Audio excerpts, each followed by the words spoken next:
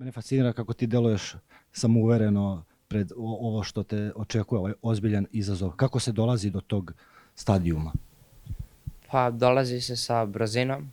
Kada vidite da ste zapravo brzi, onda dobijete samopouzdanje i to vas podržava i diže.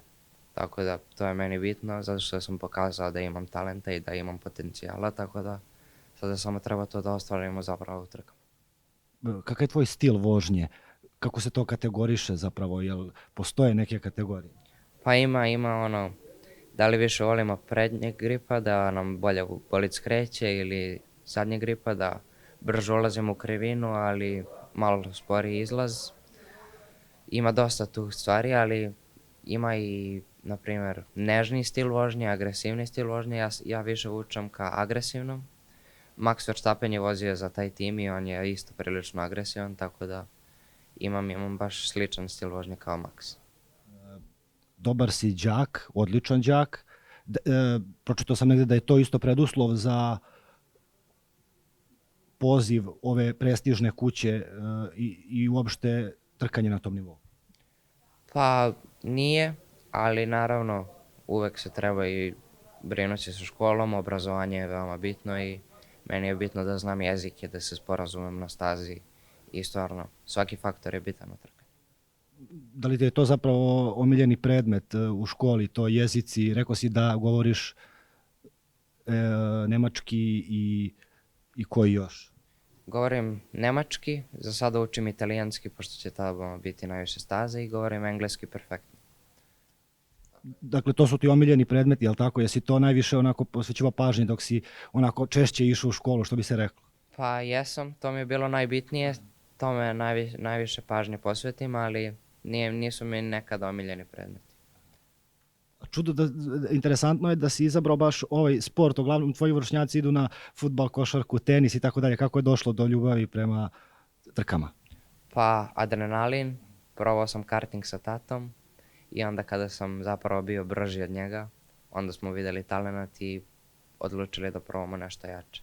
Onda smo išli na trkački karting gdje sam promenio 3 kategorije za godinu i po dana i onda smo odlučili Formulu 4 u kojoj sam baš brz. Kažu da imaš prirodan talent, a da li je samo to dovoljno da bi se stigao ovaj level na kojem si ti sad? Pa naravno da nije, treba mnogo rada, truda i zalaganja, ali ja treniram svaki dan u teretani sa trenerom, fizičke i psihičke spreme i što više truda i rada uložim u telo, u fizičku spremu, to ću biti i mentalno stabilniji, zato što će to da me diže kada se setim koliko sam truda uložio. Video sam negdje da imaš kolege, ako se ne varam, Japanca i Italijana, ne znam da li ih znaš možda od ranije, da li si čuo nešto od njima, da li si stupili u neki kontakt? Pa u timu naravno pomažemo jedni drugima, ali to su sve najbolji vozači svijeta u Formuli 4 sada. Imam također jednog Britanca koji je u britanskom šampionatu bio rookie šampion, tako da sporazumevam se sa njima i stvarno oni su odlično vozači i mogu oni od mene i ja od njih dosta da naučim. A možeš nešto nam kažeš o toj mašini koju voziš? Je li jaka, ne znam, i tako dalje?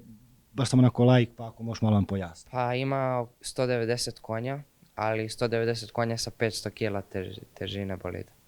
Tako da može da dostigne brzinu i do 260 km na sat na pravcu i ogromnu silu potiska i G sile u krivini, zato što to stvarno izuzima formulu od drugih automobila i trkačkih vozila. Rekao si da te taj adrenalin, što bi se reklo, radi, ne znam, ali postoji li i malo straha, u smislu ipak vozit ćeš 260 na sat na pravcu, postoji li strah?